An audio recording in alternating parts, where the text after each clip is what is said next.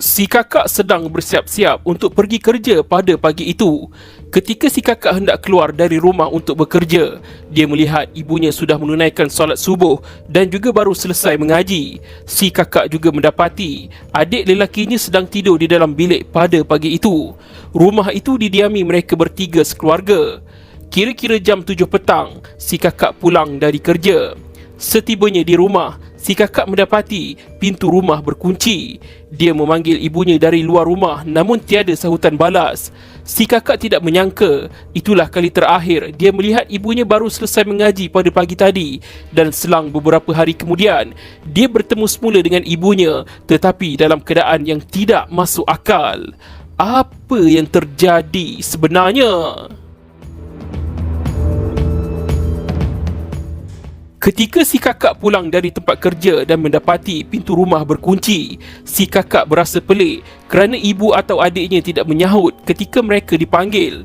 Suasana di dalam rumah pada ketika itu pula sunyi sepi.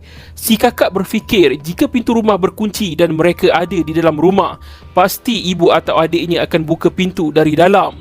Si kakak kemudian membuka kunci pintu dan setelah menolak pintu rumah, dia mendapati barang-barang di dalam rumah dalam keadaan kemas dan tidak berselerak. Kedudukan barang dalam rumah juga seperti biasa.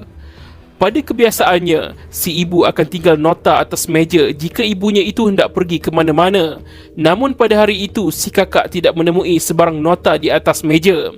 Hari demi hari, si kakak menunggu ibu dan adiknya pulang ke rumah, namun kelibat mereka berdua langsung tidak kelihatan. Sudah beberapa kali panggilan telefon dibuat, namun panggilan telefon itu tidak dijawab.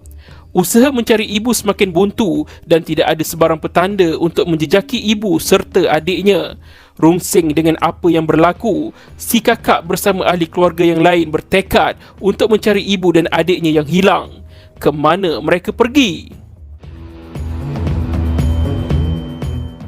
Masuk hari ke-6 menghilang, bayangan si ibu masih tidak kelihatan. Pada hari itu, menantu kepada si ibu turut membantu mencarinya.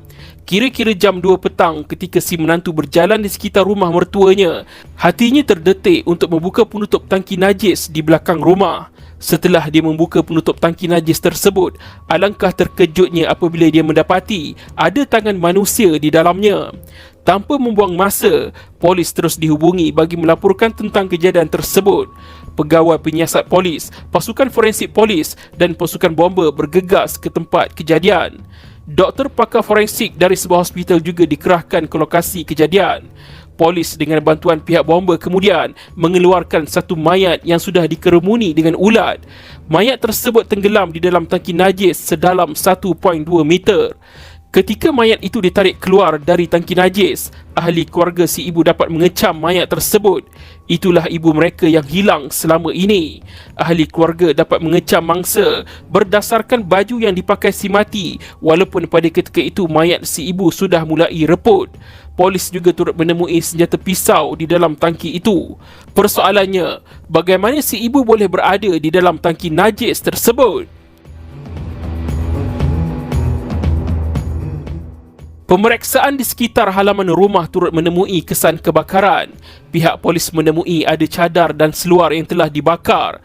Berkemungkinan besar, cadar dan seluar itu digunakan oleh pembunuh untuk membersihkan darah si mati selepas mangsa dibunuh. Seluar yang dibakar itu disahkan milik si adik lelaki yang ada di rumah pada hari terakhir si kakak melihat ibunya.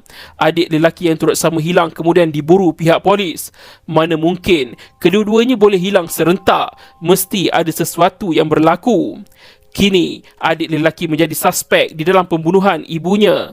Berkemungkinan suspek melarikan diri selepas membunuh ibu kandungnya itu. Sehari selepas mayat mangsa ditemui, suspek tiba-tiba pulang ke rumah.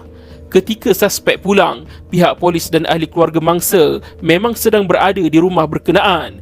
Sebaik sahaja suspek menyedari ada polis di rumahnya, suspek cuba melarikan diri dan menyebut, "Seluar yang saya guna masa gaduh dengan emak ada dalam bilik dan pisau ada kat dapur."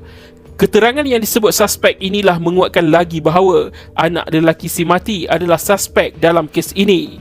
Teori kali terakhir dilihat bersama si mati diguna pakai untuk mendakwa suspek dalam kes pembunuhan ibunya.